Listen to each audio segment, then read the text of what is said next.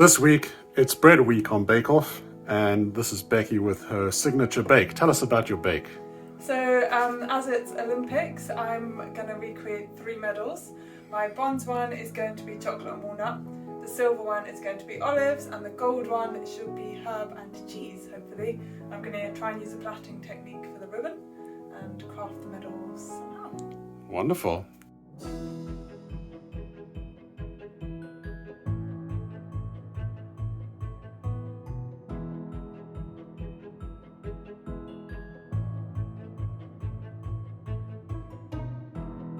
So, what are you doing now? So I've made another batch of dough, and this I've split it into thirds. This one I have filled with olives, and this is going to be the base of my medal. And now I'm rolling the bits for the pattern on the outside. If you look at the Tokyo 2020 medals, they've got some twisted patterns, so that's what we're going for. Great.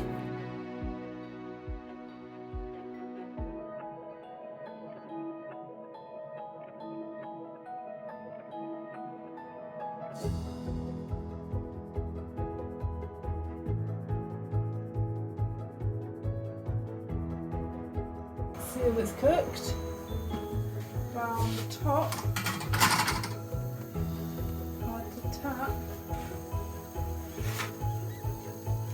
Sounds hollow to me. Success.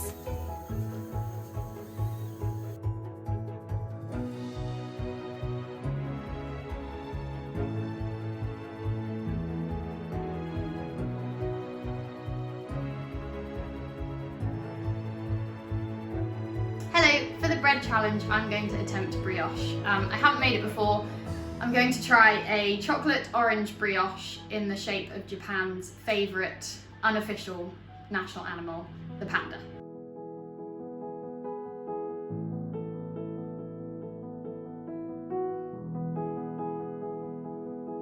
Okay, so this is my last brioche. I thought I'd save the video till the end until I did it properly. So tiny bit of flour, and then I've basically just squished it out. And then in the meantime, I froze some Nutella in a little ice cube tray. So I'm just gonna pop out one of these little frozen Nutella things. And then basically, you just gotta sort of pinch it into the ball. So I've made like a sort of little like dumpling, and then in the sort of flourless bit of the table, just getting it in the hand and sort of rolling it quite aggressively to sort of close up the seam at the bottom. So hopefully when it proves and when it cooks, we won't have too much escaped Nutella. So if you can see, that's underneath, so the seam's pretty much gone.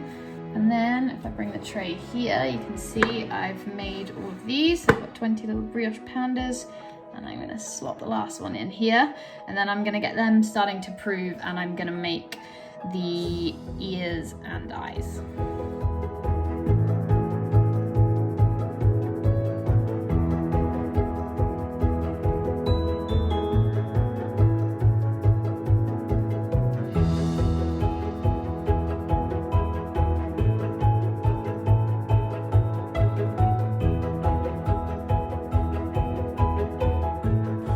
The method I'm doing starts with a Udani method.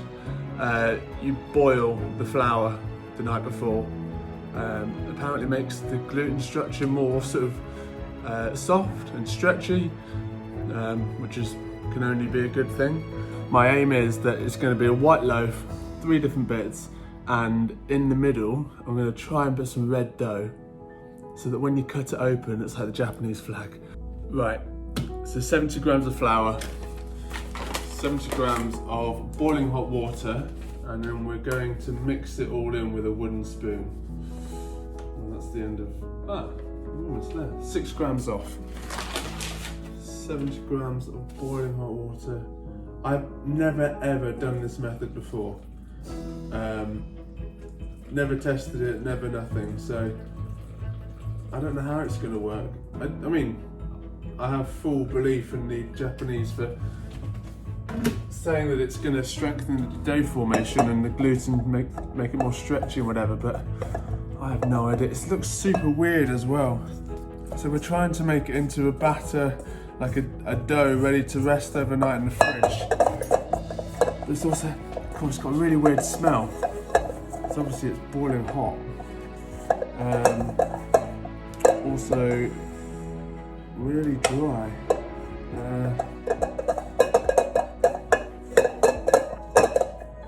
Yeah, so we'll come back to that in a minute. Hi guys, so it's the next day. We've got our Udani ready, and now we're going to make the dough. So we're going for 150 ml of milk. Add sugar, butter and yeast to the bowl, and then add the Udani as you tear it into small pieces. Right, go and get that and I'll come back.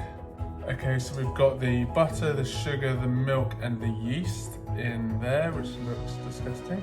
And now we've got to tear the Udani into small pieces and chuck it in. So this is the Udani that I made yesterday. This is what's going to make it really stretchy and really nice to pull apart and gnaw off into little bits.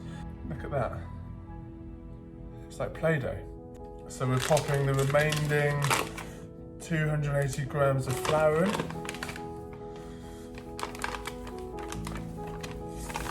There we go. And now this is all going to mix. You see that? So it's super thin, but the gluten structure is so good you can see right through it.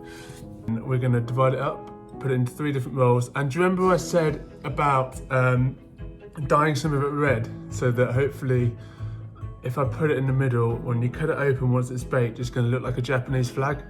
I'm going to divide off about 20% of it, dye that red, and leave it to prove by itself. So then hopefully it's going to come out like a Japanese flag once it's baked.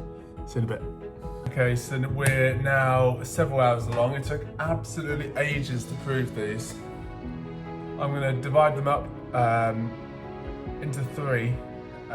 It won't be just yet that we're going to put the red dough inside the white dough, but that'll probably be the next video. So divide into 3, let it prove again, and then we'll get going with put the red inside of the white.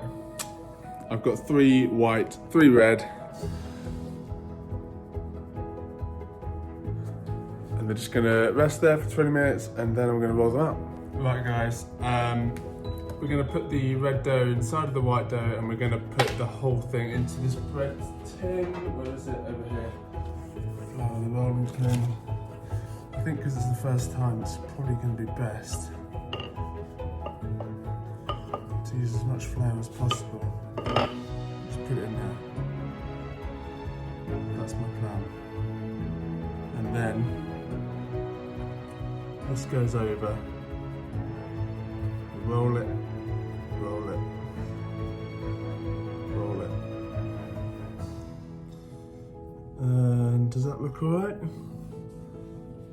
That looks alright, I think. I don't think I'm going to do much better than that. So that's the first one. It goes in here, that way. So I'm going to do the next 2 and I will catch you then. My plan is to egg wash it and then use the tweezers to put the stencil on, shake flour over it, pull the stencil off, put it in the oven.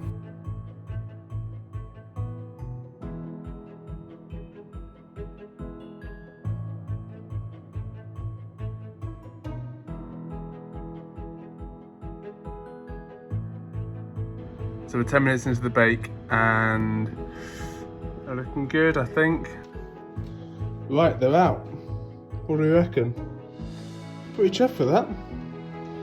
But they got a good colour. The stencils have come out really well, which I'm really chuffed with. Hi guys, so we're now the day after again. This is the loaf that I made yesterday. As I said, we had to let it cool overnight. If you can see in there, oh, look at that in there.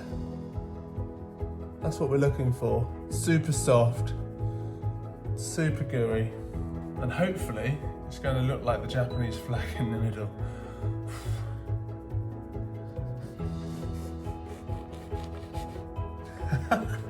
Well, it looks like an absolutely massive Japanese flag.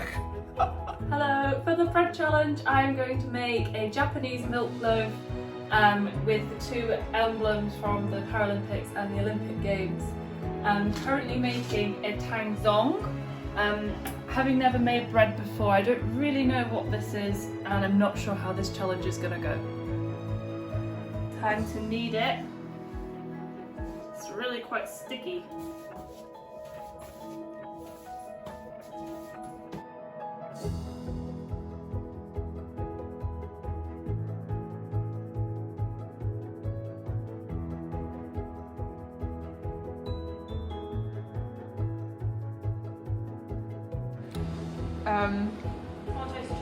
I'm eating Emily's Japanese milk bread. And what do you think? It's really good. It's very light and slightly sweet. The three medals. Very tasty. Made from a white give you a handshake, but I don't want to touch your hand. It's kind of sweet. This one has herbs and parmesan, and this one has olives. Is it sweet? It's a bit like brioche. What? My favourite was Emily's.